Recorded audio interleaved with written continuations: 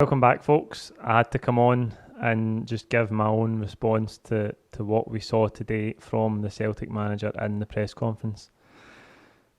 Just when you think that things can't get any worse, they can always get worse this season, it seems. I thought we'd saw the back of the Dubai debacle with the Livingston game. I thought the players were coming back, the staff were coming back today, and we could just put it behind us and then see what Wednesday brings and see how this week unfolds, whether there's going to be change or not. But I thought that was all behind us with the Chief Executive's apology last week. But little did I know that Neil Lennon was going to come out all guns blazing in that press conference. And I have to be honest, I was absolutely speechless watching it. Just when you think the club can't shock you anymore this season, they find another way. They find another way to concoct a PR disaster. I don't know who thought that was a good idea today. I don't know if the people responsible for the press conferences, the people responsible for overseeing those sorts of things, I don't know if they knew that Neil Lennon was going to unload like that and say those things. But it certainly contradicts and tears up Peter Lawwell's 5-minute apology video last week. I'm astounded. I'm absolutely astounded that Neil Lennon has come out and said those things. I'm sure you've all heard the sound bites.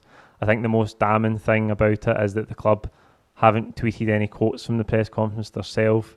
They haven't uploaded their own video of the press conference as of yet. That might happen later on tonight. We'll just have to wait and see. But I mean, it's just astounding for him to come out and effectively double down on the trip to Dubai and come up with this siege mentality that everybody is against Celtic. I mean, you can see what he's trying to do.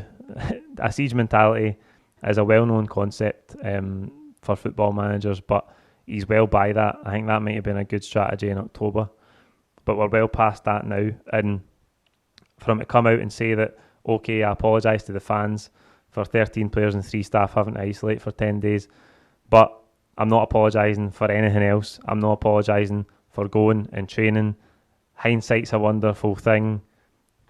We went and we had a drink and a day off. I'm not apologising for that either. We didn't abuse any privileges. We were absolutely, totally professional. The tone that he said it in was appalling. He's effectively shouting down the mic or shouting down the computer to the journalists that are asking him the questions. I think he might end up storming out, but the way it looks is dreadful. It's absolutely dreadful. It's not the actions I think that are befitting of a Celtic manager. Okay, I've heard people saying, oh, but he's right. He's right to point out the double standards for the government or for the joint response group, whatever it might be. Bullshit. Absolute bullshit. He can't detract any more from the fact that the club shouldn't have gone on the trip.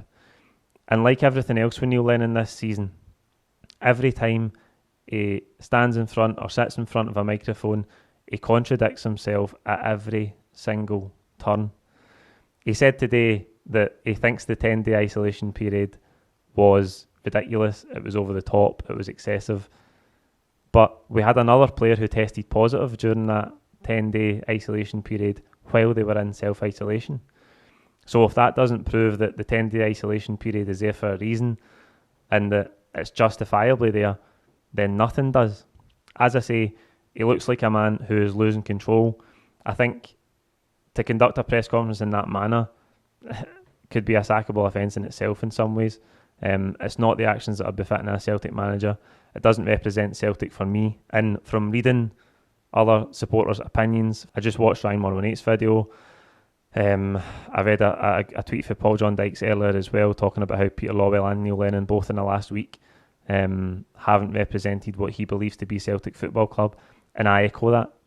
That today is not the Celtic manager. That's not someone who should be the Celtic manager to come out like that and contradict Peter Lawwell's video last week, which had its flaws as well. But listen, that was it.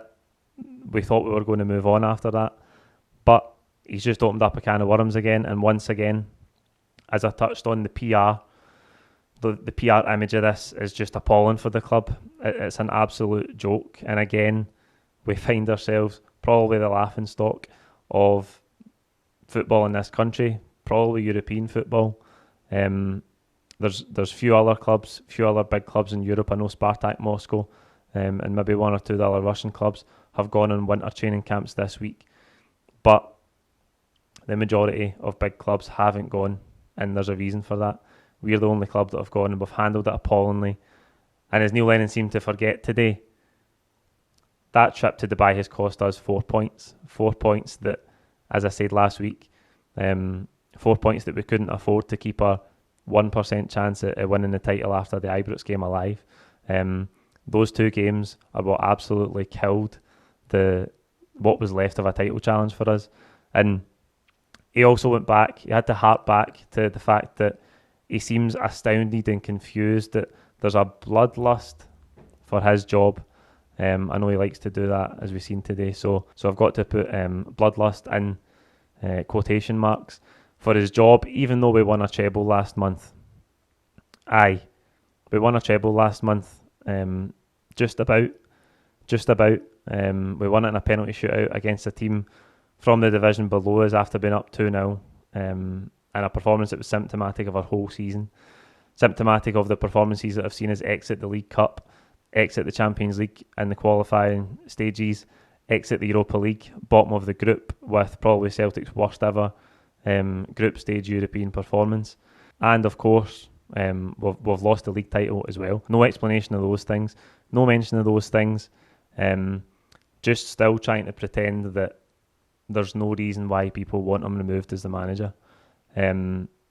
He's clearly out of touch, as most of the club have been in the past few months, wildly out of touch. And I think that press conference today was arrogance. To come out swinging like that after the 10 days that the club have had is just an absolute joke. It shows a total lack of awareness as to how most Celtic supporters perceive this situation.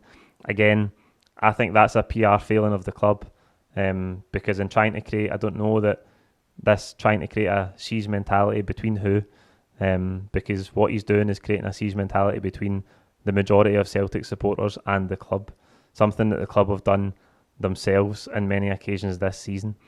But all he's done today is exacerbate that, and I just think it shows you that the man doesn't have a shred of humility. He doesn't have a shred of humility, and I think today any respect that I had left for him is gone. I think he's done enough damage this season. I think he's said enough, more than his actions, more than all the criticism you can level at the team for their performances this season, and the criticism you can level at him for his management. I think his words this season have been even more damning, even more telling. He said before the game against Sparta Prague away, a couple of days after the banner had been unveiled at Celtic Park, saying that it was time for him to go. He said that the supporters didn't deserve a response to one of Celtic's heaviest home defeats in European history. And I thought that night he showed a lack of respect for the supporters. I think today again, he shows that he's out of touch with the supporters, and he shows a level of arrogance not to be able to be aware, read the room is a thing that people keep saying, be aware of what people think of this situation, show some humility about it. And even if you agree with some of what he said today, the tone that he said it in was absolutely appalling. The quicker Neil Lennon is removed as the Celtic manager, the better for everybody at the club. We have to move on for this sorry mess that's been created this season, and every day that Neil Lennon is there longer makes the job harder for the next man. As I say, today is just, again, you've just got to laugh at it. You've got to laugh that nobody at the club has halted this. Nobody has intervened. It's astounding, but still it goes on. I think if anybody at the club cares about the image of the club, the reputation of the club, which has been torn apart, it is being absolutely torn apart, the reputation of the club in the past couple of months. If anybody at the club, connected with the club, cares about that, they have to take action to change what is going on here. And as I've said for months, the first step in taking action would be to remove the manager. because that press conference today, as I said, it's not befitting of a Celtic manager. And for me, and I think for a lot of other people, it doesn't represent Celtic Football Club, what Celtic Football Club should be, and what Celtic Football Club is to me and to many other people. We'll be back tomorrow. We build up to the Livingston game.